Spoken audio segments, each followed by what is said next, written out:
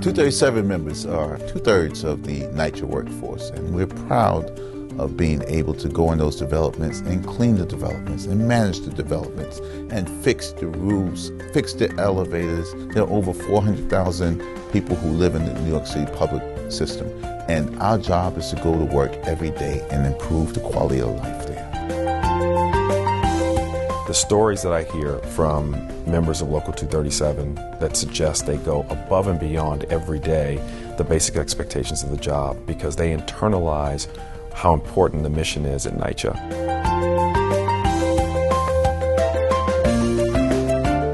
Our members are responsible for the people of public housing. They care for them. You know, they're maintaining the buildings, they're maintaining their apartments, the elevators, the grounds, the playgrounds for their children to play in.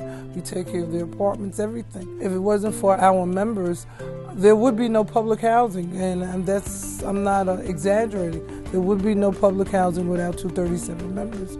They are responsible for everything.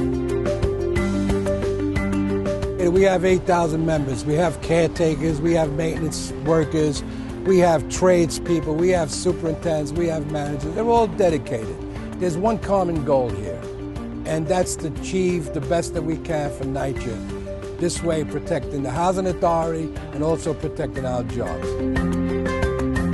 These are tremendous buildings. These are enormous buildings. They're greater and bigger than most cities in the United States, and it takes a lot to make it work.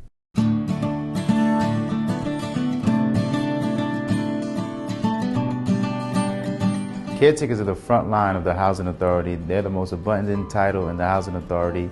They make up a good portion of the workforce, and the attendants see them first when they're coming in, when they leave the building in the morning, when they're on their way to work, take their kids to school. So whatever problems the residents might have, they'll address it with the caretakers. They're the person they see first. My job as the caretaker is to clean the buildings, do the outside, of the grounds, and keep the building up to par for people who live in good conditions. I like my job because every day is something different. I get to meet a lot of people coming in and out of the building.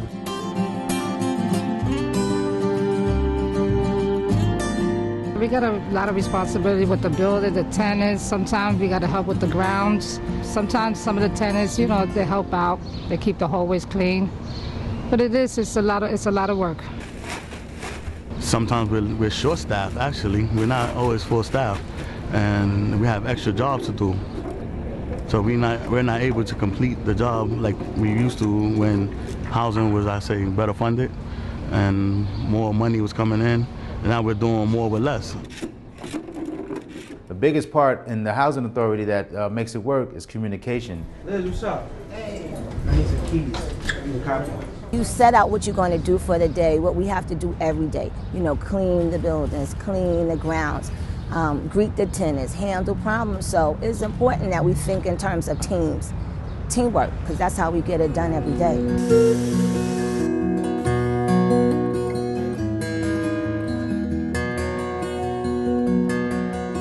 You should have seen this wall before. The whole thing was buckled out and falling down. It was pretty bad from the leak. A man that works with his hands is a laborer. A man that works with his hands and his head is a craftsman.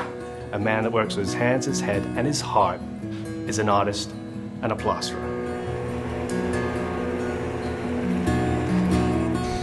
A lot of the plasterers allow us to have our own tools and help them out on the wall. And us watching them do it, we learn a lot by actually sitting there watching them.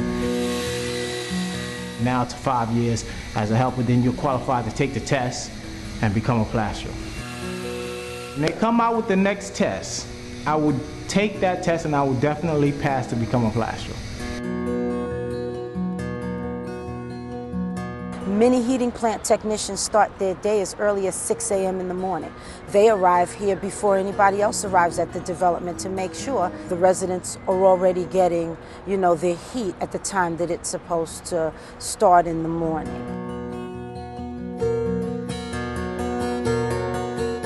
My dad brought me to housing. Once I left high school, he got me a job because he was working for housing. And I worked 21 years in the boiler room. I mean, I like what I do. I take pride in what I do. There's a lot of skills involved because you have to not only be a mechanic, you have to learn how to troubleshoot when the boilers go down. So you become a chemist, you become a mechanic. There's a lot of skills involved. I don't think you could work in public housing and not have a connection to the residents at the development where you live in. Most of the employees in public housing, we don't move around. We're not transient.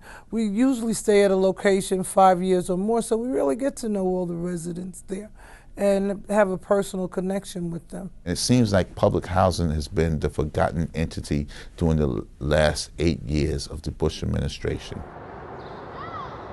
This is a fight that we've taken on. It's a personal fight. Now I'm down to 2 permanently assigned maintenance workers to Eden Wall. Difficult challenge trying to meet the residents' needs, the resident service requests with just 2 maintenance workers. We're doing it, but it's rough, it's tight.